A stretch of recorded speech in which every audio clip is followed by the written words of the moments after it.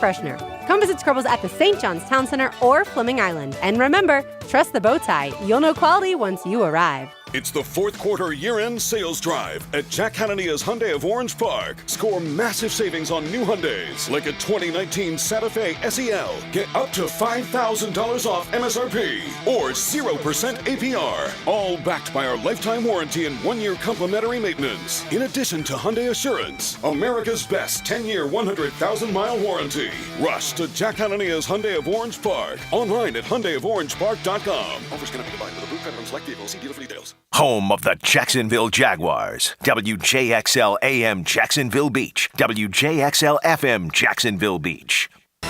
This is your Southeast Orthopedic Specialist local sports update brought to you by Southern Oak Insurance. I'm Taylor Dahl for 1010XL. The Jaguars now head to London with a .500 record at 4-4 as they beat the Jets yesterday 29-15. Gardner Minshew with another solid game as he threw for 3 touchdowns to 3 different receivers in DJ Chark, Chris Conley, and Keenan Cole. And the Jaguars missing 3 linebackers due to injury entering the game, so Austin Colitro made his first full game start as a Jag. He talked to Hayes Carlyon on this first game. I was excited to finally get out there and play. I played a whole bunch in Seattle last year, but I came to a new team, obviously, and I was just buying my time and waiting my turn. And unfortunately, a couple guys went down last week, but it was my turn to step up, and I'm glad I finally got a chance. Colitro tallied 7 tackles and a QB hit in the win over the Jets. At 7:02 and 71 degrees, time and temp are brought to you by Bueller Air Conditioning. Stay cooler with Bueller. This 1010XL 92.5 FM hour is powered by Anajar and Levine Accident Attorneys. Call 904-600-4000. That's 904-600-4000. Ladies and gents, please put your hands together as Dan Hicken enters the studio.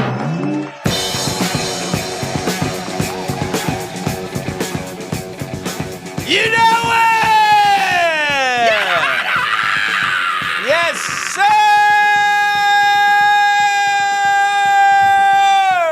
Yeah! Woo! Hello, 500. Hello, 4 score. Hello, 4 wins. I'm Dan. We didn't see 4 wins last year till December, baby.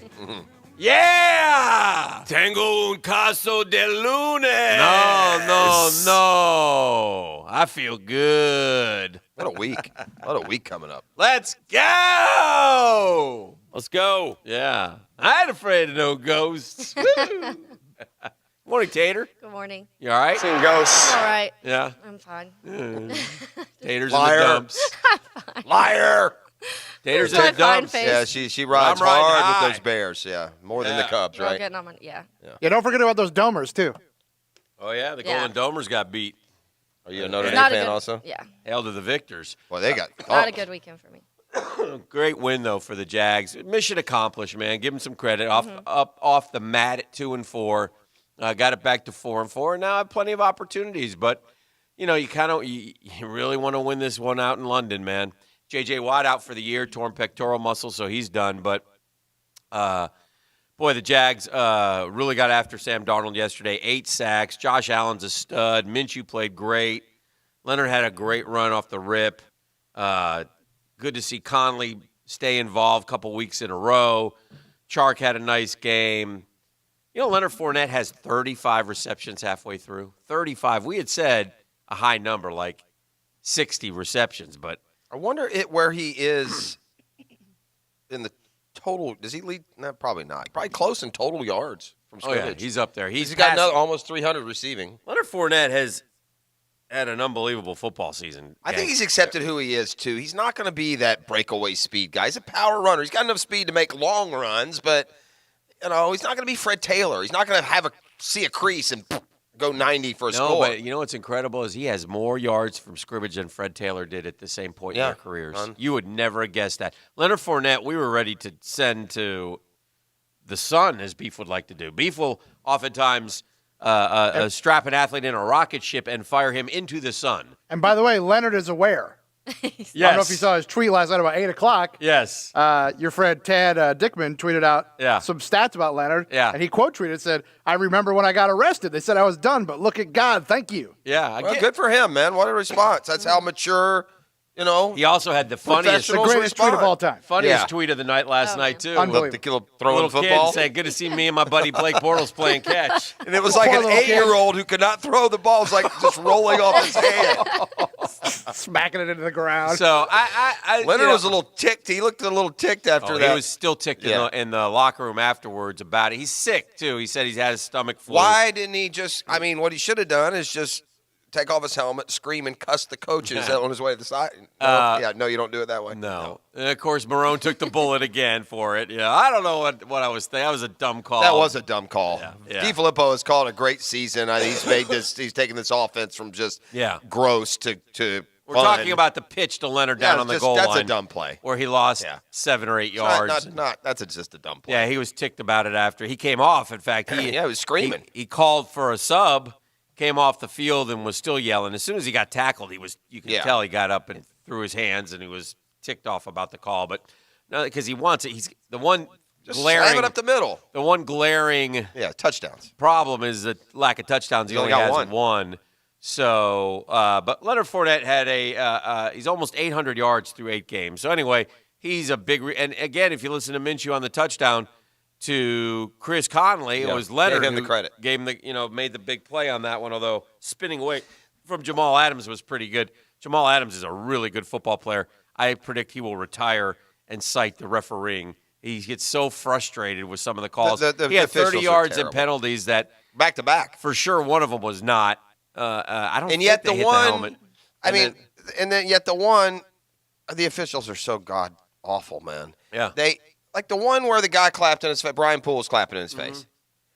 I don't care if you think it's taunting or not. I'm okay either way. But when you're standing right there watching, and you pull the flag out, that means that it is taunting. Yeah. You can't now change your mind. Yeah. I thought, too, one of the things that will be discussed a great deal, obviously, over the next 2 weeks, and Marone was evasive about it a little bit, was Foles versus Minshew. And my first thought was, Minshew made some play. Minshew makes plays with his legs that Foles will not make. But then I also think that probably Minshew misses some things that Foles will see. So it'll be interesting to see. In fact, our Joe Poll question today, presented by Lock & Law DUI and Criminal Defense. Know before you blow. Call our buddy Lee Lock at 858-9818. Jags are now 4-4 at the halfway point. How does it end up? Playoffs, baby. 8 to 9 wins, but miss out. 6 to 7 wins, Minshew magic gone, or a disastrous second half. They've still got to prove themselves, Dan. Before we get printing playoff tickets.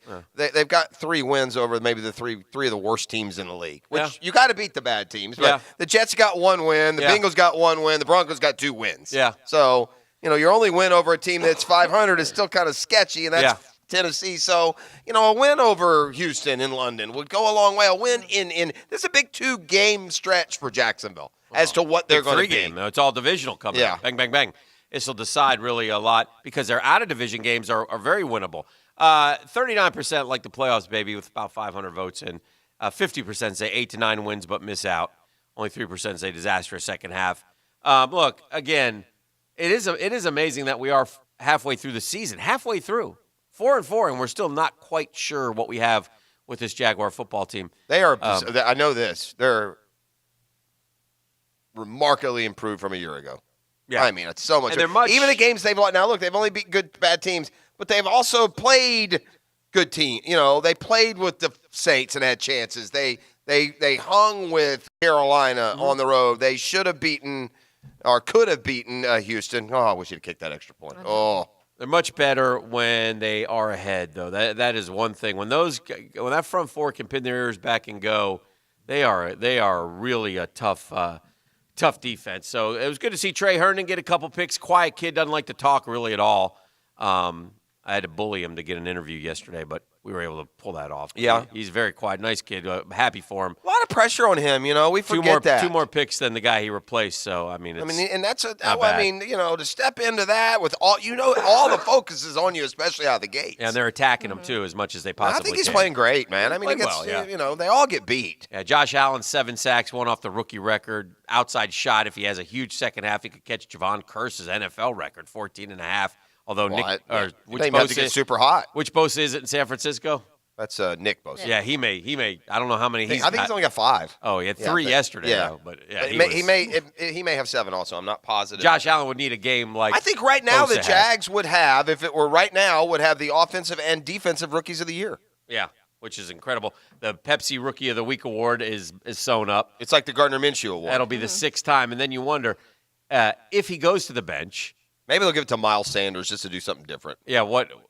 Oh, he had a good game? Well, he had a long touchdown run. Yeah. I mean, give it to someone different. Well, it's a fan vote. Oh, it is? Yeah. Well, then Minshew will win every week. Yeah. And he should. Yeah. Well, he should. I mean, wait till he gets off that plane. Wait till those Londoners get a look at this guy. Gets off with his American flag headband, his mirrored glasses. His jorts. Yeah. Wait till they get a load of him. Yeah. So I love him over there. Yeah, so all that coming up. A lot to do today. Huge weekend in sports, obviously. The Astros. Yeah. Oh, Now it's over. Now it seems over the other way. Not quite, but it's close. Probably would have helped if they could have actually, used their pitcher last night. Probably. 19. Well, it doesn't matter if you can't hit. 19-3, they were outscored in Washington. The Nats were.